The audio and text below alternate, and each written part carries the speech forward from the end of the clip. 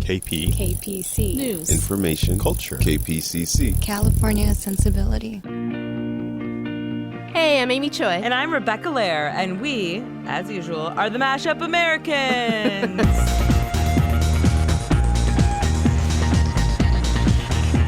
Happy New Year, Rebecca. It's 2017. 1-7. Oh, what even is happening? It's crazy. It's totally crazy that it's 2017. Because actually in my mind, it's always basically 1998, and then it was just 1998. I'm like, remember when Clueless came out a couple years ago? You know? Is there something about that? Because for me, it's always 97. Yeah. Something formative happened in that time. I mean, I don't know what it is. A lot. I don't know either. We'll be back to you guys with that, with important research about what happened in 1997 and 1998 that makes us think it's always just that year. I think probably because like the 2000s, like, what is that? That felt so unknowable, you know? Like, such a blur. Such a blur. Anyways, so do you have any resolutions for this year? Do you make resolutions? I do. Oh, okay. I do. Go. I do. I've been known to make a resolution or two. They're not always the most effective tool for me, let's say, but I think Isn't this one is going to that the stick. thing about resolutions? Yeah. But my resolution in 2017 is not to do shit I don't want to do. Okay. Just not gonna do it. Okay. Don't do it. I'm not gonna. No more obligatory crap in my life. Everything I do, I'm going to do because I actually want to. I love that story. Thank you. What about you? My thing, I think, is to be with more people in real life. IRL. IRL, yeah. Because I'm a new mom and we work in a studio and then we're on the computer and we're remote from each other. And it's so easy for me to get sucked into this solo wormhole because I work well silently in a room. But actually, I'm so much better when I'm with other people and in a part of a community. So I think it's probably more important for me than ever to be more connected and into my real community, the people around me, and working with them and healing and working together and, you know, going to an office and being around other people. Right. So you mean the world is not just like one big, huge Twitter feed, Facebook group? Facebook message, just one long one. Yeah. Just one big one? Yeah. Well, so I think that's such a good one because I know that for me, especially like post-election, it just felt like I was running in circles either in my own head or on social media. Yes. And like that actually just makes a person mad. You can drive you mad. Completely mad. So guys, we felt like we needed to call in the experts on community and mental health. So we called Dr. Mindy Fullilove. She's a research psychiatrist at the New York State Psychiatric Institute. She works on urban mental health and our collective consciousness. And she's just really smart and thoughtful. We talked about collective trauma, like what we've been feeling the past couple months, and really, you know, beginning of a new year, how best to heal, move forward, and fight. We always say at Mashup that we are where America goes for therapy. It's possible we actually just had therapy on our podcast. Yes, it is possible. We definitely owe her a copay. Checks in the mail, on to the show.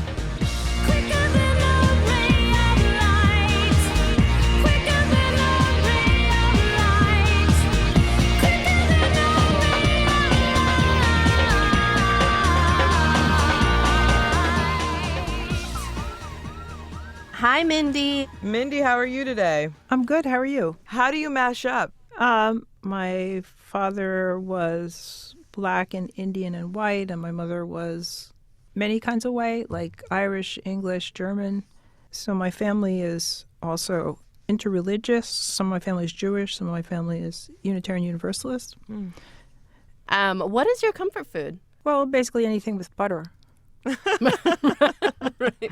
Fair enough. Yeah, that sounds right. It's interesting. In thinking about comfort food, I would say that in the past 4 months of my life, I've eaten more of my comfort food than I probably have since I was a child because the ramp up to the election, and the aftermath has just been so stressful. But that's really what we were hoping to talk to you about today, is that this idea of trauma, which sounds like a really bleak way to start off the new year. But I think, we're about exploring what went wrong and figuring out tools to move forward. So, many people have used the word traumatized to describe how they felt about Donald Trump winning the presidential election. Now, from your perspective as an expert, do you think that's a fair assessment? Like, is trauma subjective? So I'm a psychiatrist, and I've done a lot of work on trauma and what is traumatizing to people. I really do think it's a fair assessment because there are two things that I think were very traumatizing. One was the kind of things he said that he was allowed to say. So he was allowed to attack a judge. He was allowed to attack the Pope. He was allowed to be endorsed by the Ku Klux Klan. And the accumulation of all those things, and that he was still a viable candidate for president, the implication of that was absolutely terrifying. I mean, a level of terror where people really felt their lives were going to be in danger by this. What also underscored that, and I think made it really traumatizing, was the extent to which, as he endorsed that, acts of various kinds that we really hadn't seen before. So people painting swastikas or people yelling at other people really started to escalate. So he gave permission for a lot of racism to be expressed in society without any holds barred. And he said things like maybe the Second Amendment people would take care of Hillary. But the other thing was, part of that was that there were videos of people at Trump rallies in what I would call a state of altered consciousness, in which their rage and their ability to express their rage in these racist ways was transporting them. It was quite terrifying. So for people, and then to have this guy elected president of the United States with a Republican Congress and with the ability to appoint very reactionary judges, so therefore control all three branches of government, I think is a profound trauma. Can you define what trauma is? Are there textbook definitions of it? The textbook definition is that trauma is a threat. It's like experiencing or witnessing a threat to life and limb. So I think this is traumatizing because people actually do feel like their lives are threatened. In a larger sense, a lot of my writing has been about processes in society where we rip society apart. What I've talked about is the traumatic stress reaction to the loss of all or part of one's emotional ecosystem, what I call root shock, which a term I took from gardeners who write about when you yank a plant out of the ground and you destroy its root system, it may have trouble surviving getting moved to another place. The way that makes sense here is that for those of us who thought we were building a multicultural America, a mashup America, to use your phrase, that's been ripped away from us.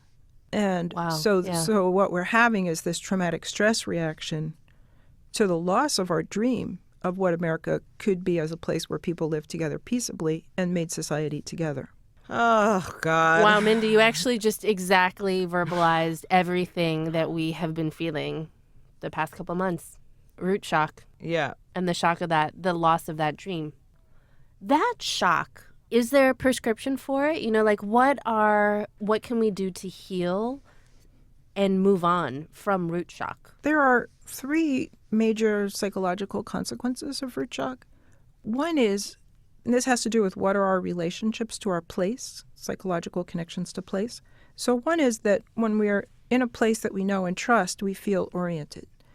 For example, your work, you felt oriented to how are we going to build a multicultural society. So you were going to do publishing and a newsletter and podcast to help people talk about this. So that's been your orientation. In this new society, how do you find your orientation of your work? So that's the disorientation is, in the first part, very, very important. And so people have talked about just like not knowing where they were or not knowing where to go or not knowing how to breathe.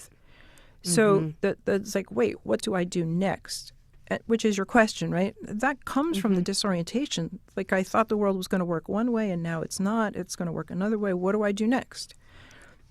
Part of that is one of the leaders that I heard who really impressed me said when she'd been studying demagogues in Central and Latin America, all throughout Latin America, and said, trust that they'll do what they say they're going to do.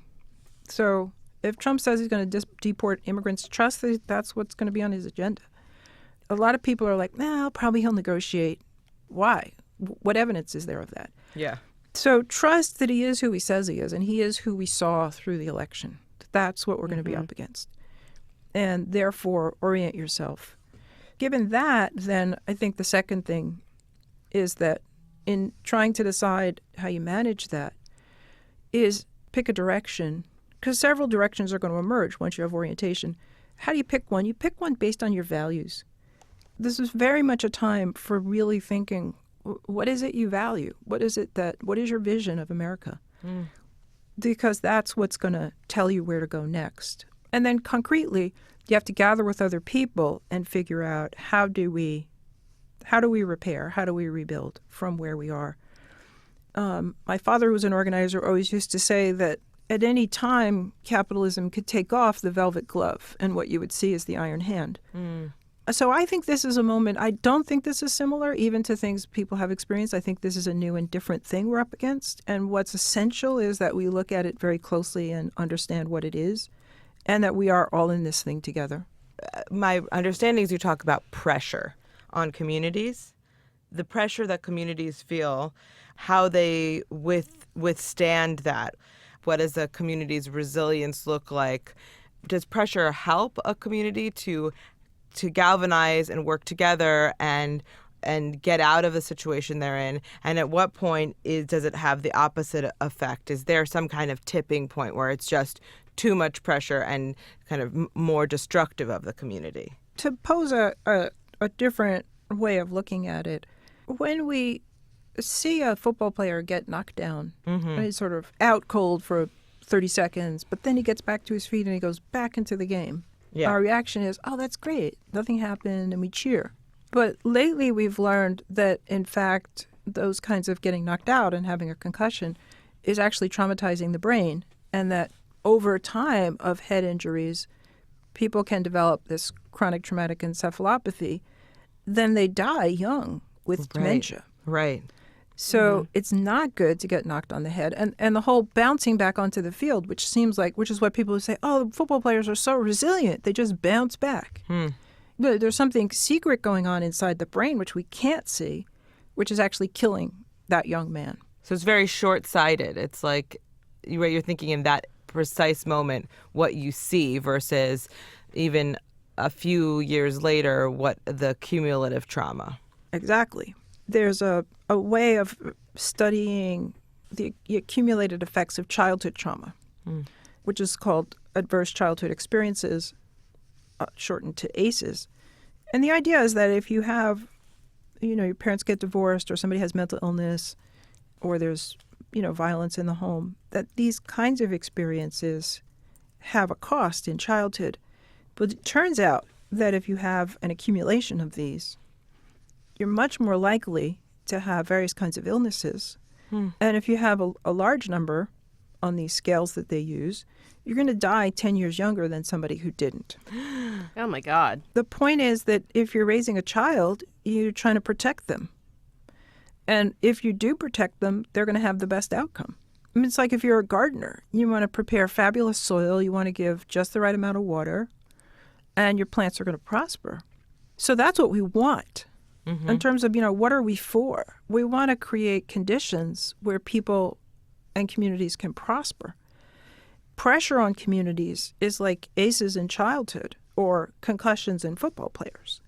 It gets in the way of communities doing the work they have to do. Communities always have so much work to do. And if they get set back, they're not going to do the work as effectively. So the goal is, how do we avoid pressure on communities? How do we have stable communities that have adequate resources, that have access to the goods and services of society? Because then not only can they take care of basic work that communities do, then they can also invent. And really what you want is communities across the board that are full of creativity and invention, because then we find solutions to problems and we invent whole new ways of living that will benefit us. And we are, in a larger sense, at a point, given global warming and all the changes in the structure of jobs, where we're desperately in need of invention. Pressure on communities that destroys them and derails them is not only costly for communities, but it sucks up all the energy that should be going into invention.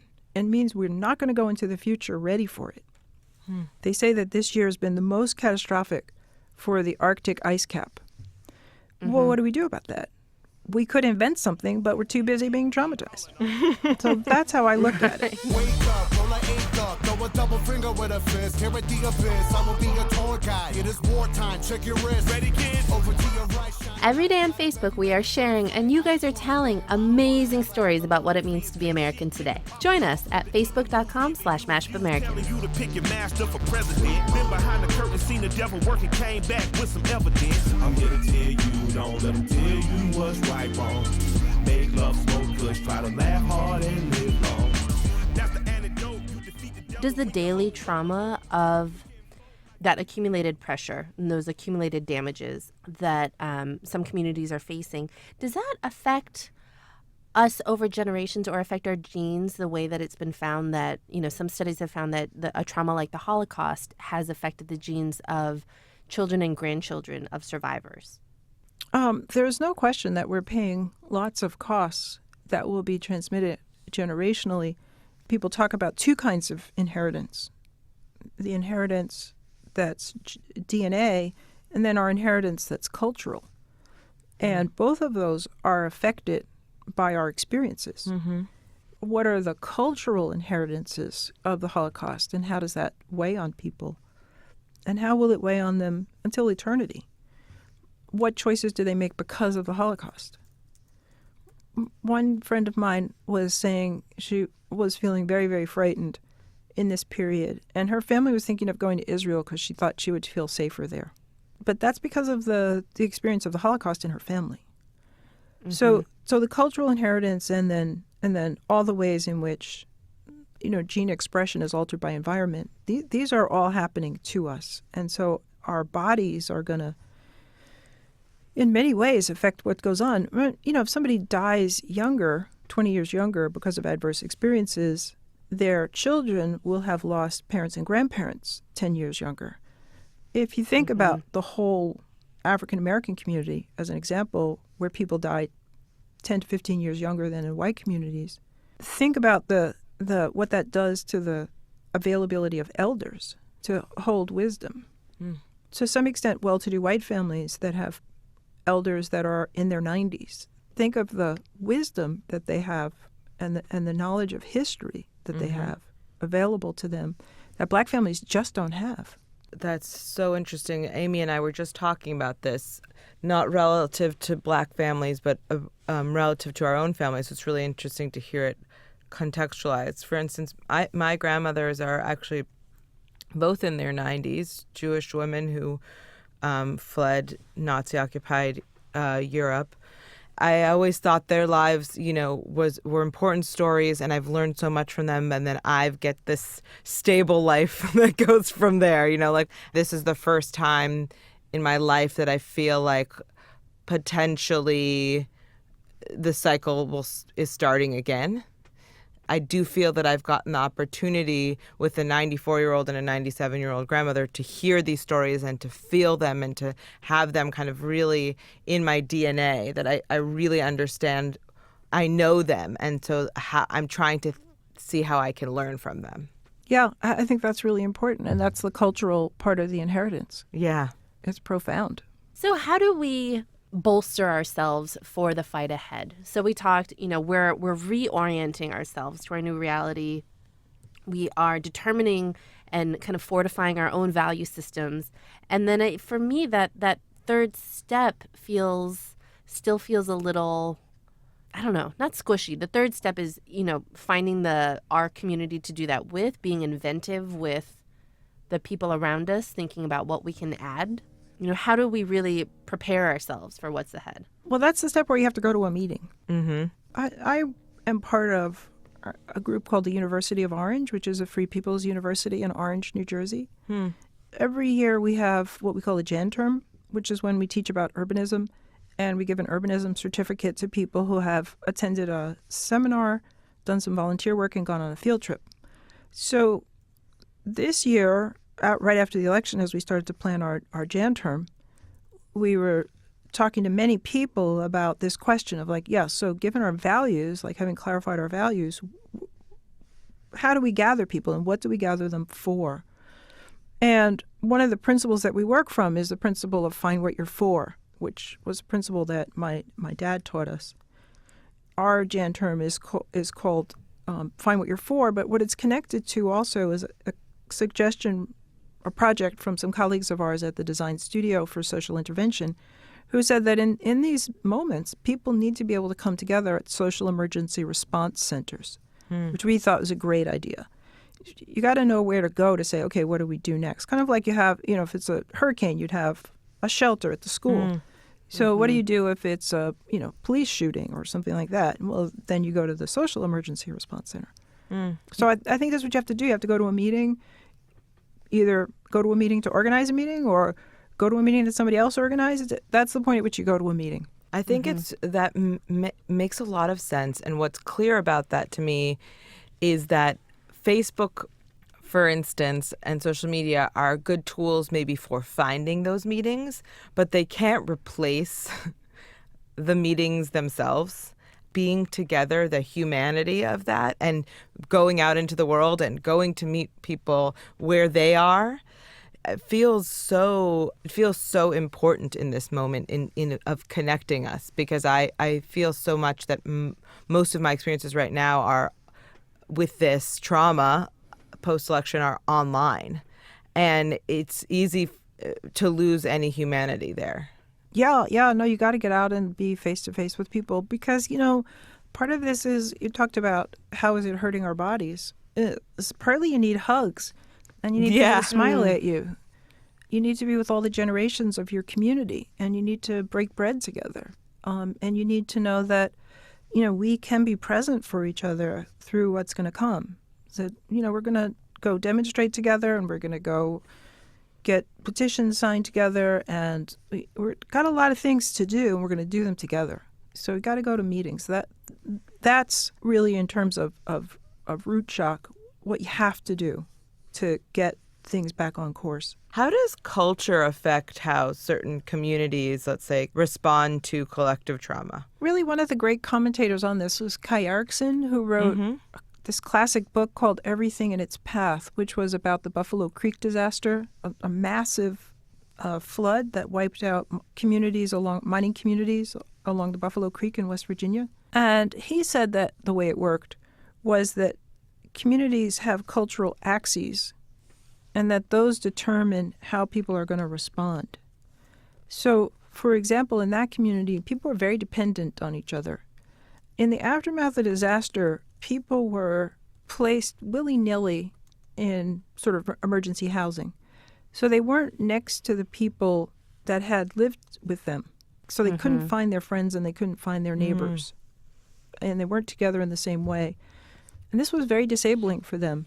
But he thought it was part of the culture of how they lived, this great dependency, which was also a strength. They were very intimate with each other, but in that moment of crisis, they didn't know what to do without each other. So part of this is, how do cultures feel about dependency? How do cultures feel about protest? The Japanese Americans who were interned in a really extensive study done at that time of the Poston internment camp worked incredibly hard to organize themselves in the internment camp and to create order and to make it productive. And I think that was a very cultural response to what to do in that situation, and very much came out of how their communities were working before they were interned. There's a film called Passing Poston, which talks about some of the things that came out of that. So they created some fields that became useful for the Navajos who lived in that area. But they just worked so hard and they created so much order that it got passed along in a way. So cultures are very different, and the gifts they're going to bring to the moment are going to be different, and the liabilities they're going to bring to the moment are going to be very different. Come to decide that the things that I tried were in my life just to get high on. When I sit alone, come get a little known, but I need more than myself this time. Step from the road to the sea to the sky, and I do believe that. If you guys love the stories we share, sign up for our newsletter at mashupamericans.com/newsletter. Every Saturday morning, you'll get our roundup of mashup news from around the world delivered right to you. It'll make you think, laugh, and have your thoughts provoked. Could there be a better way to wake up on the weekend? We think not. So do it. mashupamericans.com/newsletter. When will I know that I really can go to the well one small time to decide on when it's killing me? When will I really see all that I need to look inside? Come to believe that I better not leave it. What are the gifts and liabilities that American culture will lend to our building and our fight that's going to happen in the next few years? Well, that's a tough question. Demagoguery brings out collective madness because people that are brought together and allowed to express parts of themselves that are suppressed elsewhere and then allowed to act on those things can do things that they wouldn't do at another time. So in the history of the United States, there's been this history of the Klan riding at night to burn crosses and to lynch people. And people did those things collectively. And it was, an ordinary person wouldn't lynch another ordinary person. But a group that's been riled up and allowed to go to that level of hatred can kill another person. And, we've seen the photos of lynching take pride in it, a joy in it. So it's not simply what do we have inside us. I think all of us have a lot, and we have hatred, we have love, we have, the capacity to exceed our own expectations. We have the capacity to be far worse than we ever knew we could be. And so it's not simply what we have in our culture, but what demagoguery is going to pull out of us. So why did good Germans go along with Hitler? They were involved in a group think that gave permission for unbelievable evil.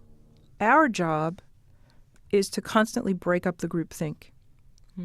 And happily, we have amazing examples of this in our culture, in our history. People who have attacked the group think until reason was restored. So lynching and Jim Crow and the brutality of that constantly fought by people. Ida B. Wells, for example, it's like a one-woman anti-lynching campaign. People who, fought against McCarthyism. So we have to draw on our history, like how do we break up the group think that's allowing evil to flourish? And when we talked about our American values, what's going to get us in trouble? What's going to get us in trouble is that we think it's normal to be divided. What's going to save us? Actually, we really can enjoy each other when we get together. We kind of know we're a melting pot. We just have to be led by the hand to the melting pot situation. Oh, this is fine. I can do this. I mean, how could we not want to be led by the hand to like a cookout where we're playing hip hop, making Korean barbecue? Yeah. Like, Someone serving tamales. Exactly. That sounds way better. better. How could we not? How could we not? That would be the best. That's our meeting agenda. That's what we're going to do. That's how we'll host our first meeting as we come out of this. We're reorienting and we're starting meetings. Mindy, you're invited. Yeah, Mashup barbecue. It sounds so good. All right. Well, thank you so much. This was really, I think, a tough and necessary subject for us to tackle. And I already feel more oriented. I already feel I'm so glad. Yeah, empowered to think about really clarifying what are those values, what are the next steps, how are we going to solidify our community, and how are we going to find what we're for, to quote your dad. Yeah, and you really actually, because you already have this concept of mashup, you're in a position to provide real leadership about how do we build bridges across these divides that are so popular but so disastrous. Go for it. Lead us out of this. Yes. Okay. Well, you're our official psychiatrist, so I hope you're willing to join. Anytime. Thank you so much, Mindy. Thank you, Mindy.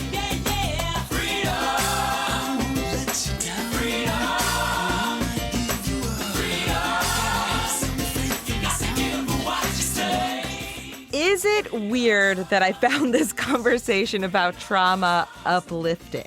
Yes and no. Okay, because it feels like, I think it's just because it feels like we have a plan now. And also, I love learning things about human nature that are incredibly surprising, like how intertwined our bodies and minds are, and how intertwined our bodies and minds are with our families and communities. I'm going to think about root shock maybe forever. Over generations. It's crazy. Bananas. Okay, well, so in this new year, based on what we've learned, in addition to not doing shit we don't want to do in 2017, we are resolved, Mashup America, to reorient ourselves, find out what we're for, and to make a meeting. Thank you so much to Dr. Mindy Fullilove for joining us and inspiring us to get out there and be in our communities. And thank you to all of you, our community. We also know that you guys probably need a detox because we certainly do. So we put together detox traditions from around the world at mashupamericans.com. Check it out. And as a reminder, the Mashup Americans are me, Rebecca Lehrer. And me, Amy Choi. Our producer today was Jocelyn Gonzalez. Our show is produced by American Public Media and Southern California Public Radio, KPCC. We're also supported in part by an award from the National Endowment for the Arts on the web at arts.gov.